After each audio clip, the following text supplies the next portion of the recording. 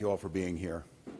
I'll have a short statement, then I'll turn it over to Department of Public Safety Commissioner Bob Jacobson to update the situation, joined here by Hennepin County Sheriff Witt, State Patrol Colonel, and General Menke, the Adjutant General of the Minnesota National Guard.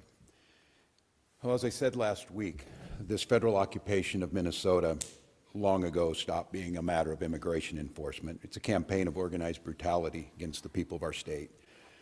And today that campaign claimed another life. I've seen the videos from several angles, and it's sickening. But I have a strong statement here for our federal government. Minnesota's justice system will have the last word on this. It must have the last word. As I told the White House in no uncertain terms this morning, the federal government cannot be trusted to lead this investigation. The state will handle it, period. Let me say something else, and this is critically important. All of us understand what happened this morning and the tragedy of it, and my deepest sympathies to the family of a 37-year-old Minnesota resident, a lawful firearm concealed permit carrier, something that I've been lectured to by Republicans for decades, that is not only your right, it's your duty.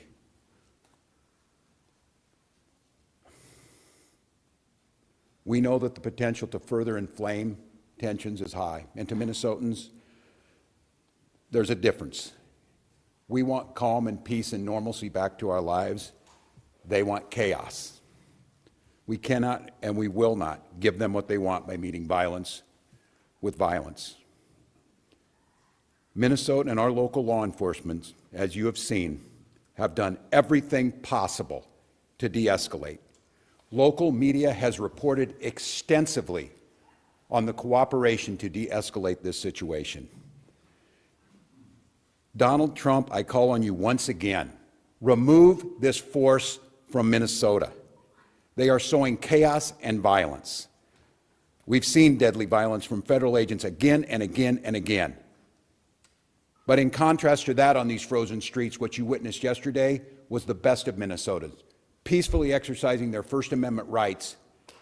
And I attended in the church basement hundreds of Minnesotans from all faiths packing care packages for families that have been ripped apart. Despite the horrific acts by this federal government, Minnesotans are standing up for the rule of law. They're protesting loudly and urgently, but peacefully. It must stay that way, Minnesota. Minnesotans are witnessing, and we're creating a log of evidence for the future prosecution of ICE agents and officials responsible for this. They're helping their neighbors, they're walking their kids to school, they're feeding families. I salute their courage and their restraint, and I call on all Americans to see the decency that this state is exhibiting and the horrific cruelty, unprofessional, absolute abomination that is passing for what these ICE agents are doing on our streets. They think they can provoke us into abandoning our values. Well, they're dead wrong. We'll keep the peace, we'll secure the justice with our neighbors, and we'll see this occupation ends. Minnesotans and Minnesota law enforcement that continuously is being denigrated by this administration will continue to be the adults in the room, the professionals in the room, the decent human beings in the room that will keep the peace. With this, I'd like to turn it over to Department of Public Safety Commissioner Bob Jacobson to update you on the situation as we know it. Thanks, Bob.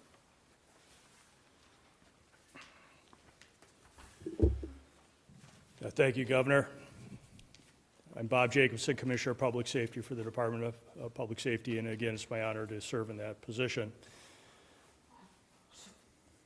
A man was shot and killed this morning in Minneapolis. I want to pause and remember what cannot get lost in this moment. A man died. His family and friends are feeling unimaginable heartbreak and trauma.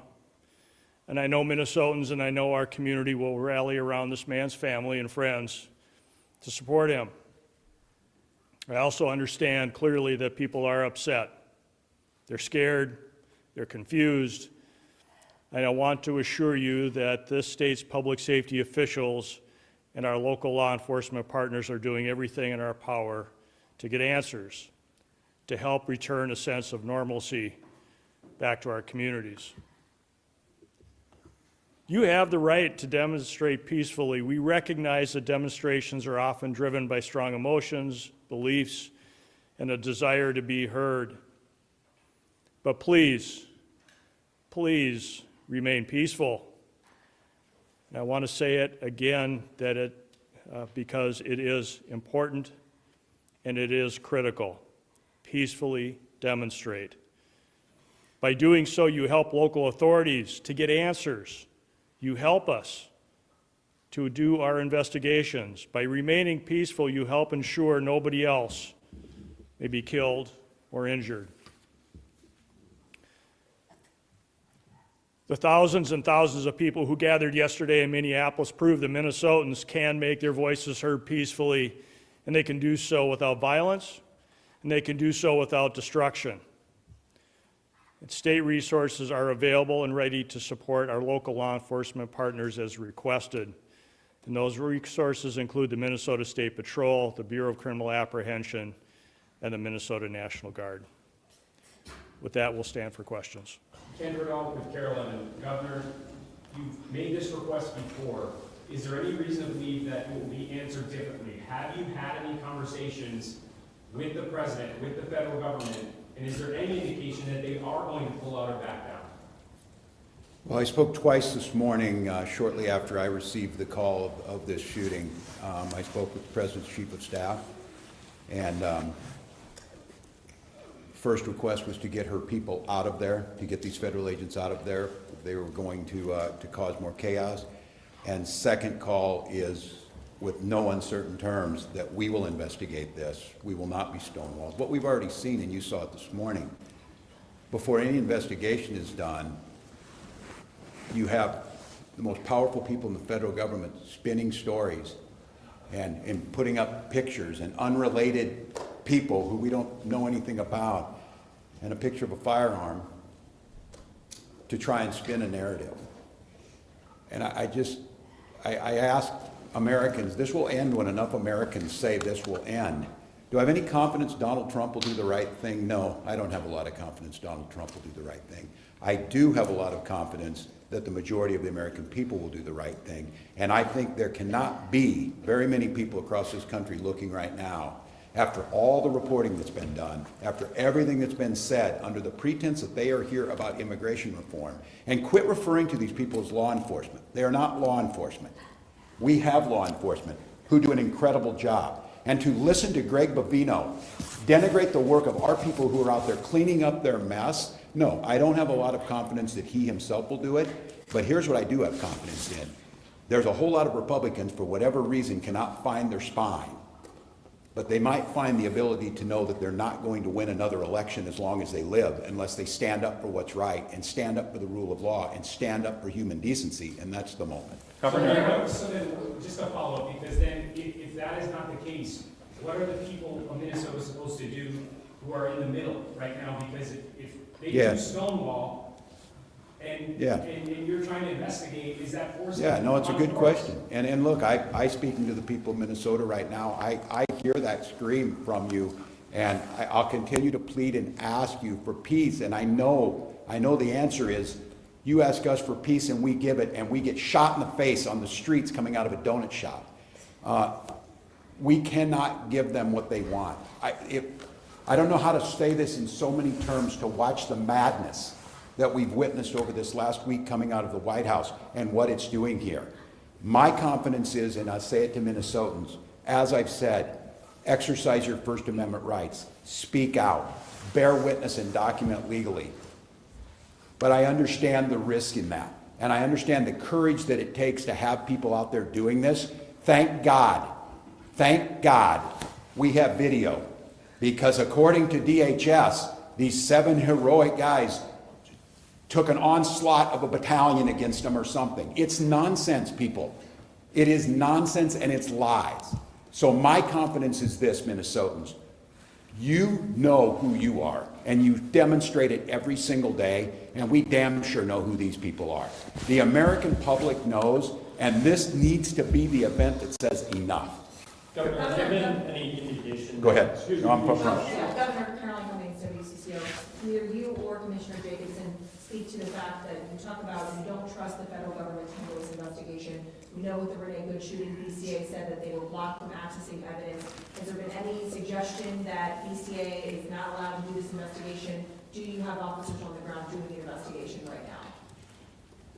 The question was related to whether or not the BCA is on the ground currently with the investigation, and a reference to previous investigations that the BCA have attempted to be a part of. What I'll tell you right now is that we no longer have BCA agents or public safety, state patrol, or Minneapolis on the ground at that crime scene. And is that an instruction by the federal government, or did you pull your agents out? What I will tell you, and not to get further into the investigation, but DHS pulled out of the scene, leaving that to Minnesota State Patrol, Minneapolis. We did not have enough resources to be able to hold that ground safely, and we had to leave that scene because of the number of people that were available and the safety of those in the public and the safety of our teams. We were able to get there, but at that time, we were not able to hold that scene to do a crime scene investigation. I can't talk any more about those details. So who is handling the investigation then, if not either DHS nor state officials right now? We'll have more on that, but the BCA is engaged and involved, and we are working at the request of the Minneapolis Police Department on the scene and in this investigation. So we are there, we're available. We want to make sure that we continue to work on this and engage with our federal law enforcement, but at this point, we don't have anything more to share about the crime scene. Again, we were not able to hold it. We wanted to make sure and keep people safe, but federal law enforcement left the scene and left us there. Governor Ernesto with the New York Times, have you activated the National Guard? I noted that Sheriff Witt has requested for additional assistance. Can you tell us whether they're going to be playing a role in keeping the... Yeah, yes, the answer is yes, we have, as we said last week, and we staged those troops. I'll have General Menke talk about where they're at, and again, use this as an opportunity to stress to Minnesotans the frustration you have, and as you saw this, they killed a man, created chaos, pushed down protesters, threw gas indiscriminately, and then left the scene, and then we're left to clean up. I understand the anger. I understand trying to parse who were the law enforcement on the scene when you got there after a man was killed is difficult for the folks who are out there. But I can't stress enough, our goal, and I'll have General Menke talk about what the role of these Guard troops are in conjunction with incredible work from the Hennepin County Sheriff's Office, from mutual aid across, and of course the State Patrol, of trying to get to the point where what we're saying is we can handle this and Minnesotans can express their First Amendment rights and have our folks on the streets and get these people out of here. And so, John, if you want to talk a little bit, but the answer is yes, there's activated. He can talk to you about numbers. To be clear, Governor, activated is different than having them staged. Yeah. So the question is, what's the National Guard doing right now? So we have, we have been on state active duty for over a week. So we've had soldiers prepared in the metro area to respond in a much rapid manner than if they were not mobilized. So we have a request from the Hennepin County Sheriff to support them, and that is to help them free up additional resources for other work that they need to do. And we have started coordinating with them this morning on that, and that first area of support will be assisting them with their requirement to provide security to the Whipple building. So we'll be helping them there. And then we are in parallel planning with other organizations within the state of Minnesota, to include the State Patrol, the Minnesota DNR, and other local agencies to render assistance if requested. Could you say how many are now deployed? I would say that the number that we have is adequate for the requests that we have right now, and I will also tell you that we are bringing more resources that will be able to respond in a timely manner that are not fully mobilized yet, but we are mobilizing more soldiers as we talk at this time. I'd like not to get into specific numbers for an operational security standpoint, but right now we have all the resources to meet the requests that we have. I would note on this one, too, that we'll be billing the federal government for the cost of the National Guard because they are incurring the costs that are falling on us by their reckless actions. Yes, sir.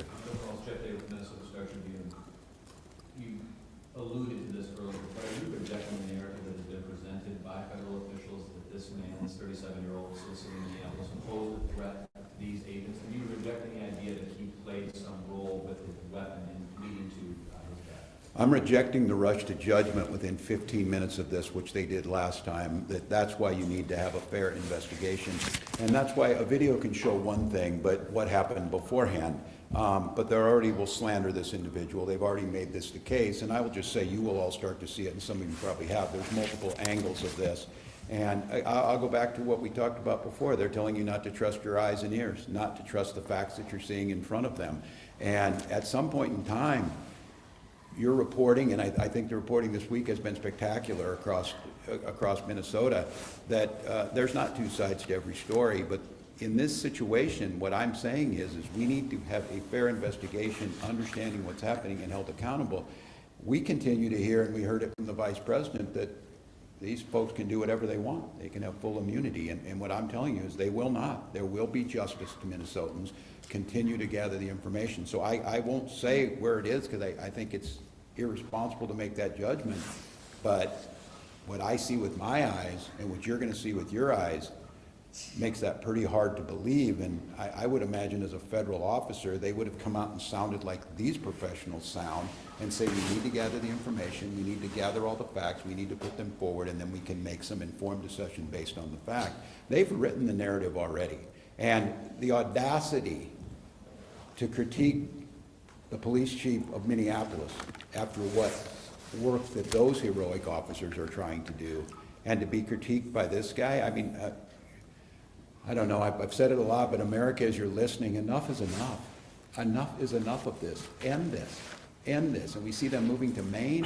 If you're in Boston, you're in Chicago, you're in Philly, you're in Miami, it doesn't matter.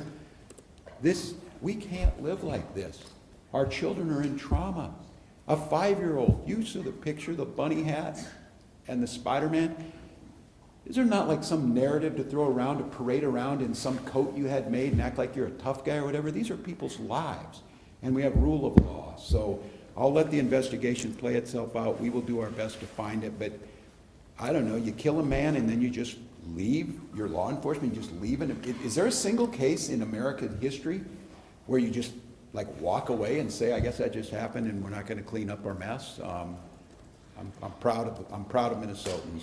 I'm proud of law enforcement here and our partners, and we'll get to the bottom of it. I think we have time for another one.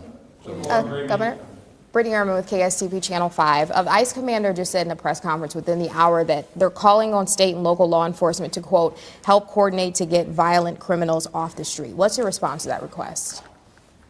I'm better off to let these guys, the professionals, I have my thoughts.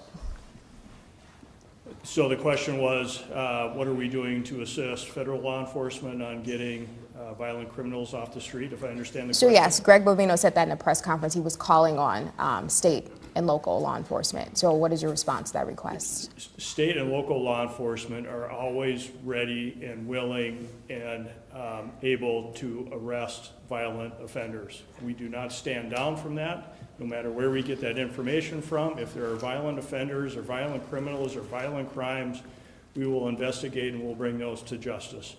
If the federal government would like to work with us, to continue to work with us as they have in the past, to locate those violent offenders, we are always open to those discussions and always willing to assist.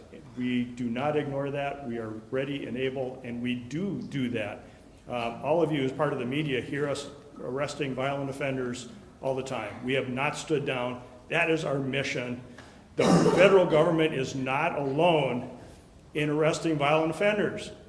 State and local law enforcement does that every day at great risk to their life, at great risk to the community. We do it because we want a safe Minnesota, and the federal government is not the only one to do that.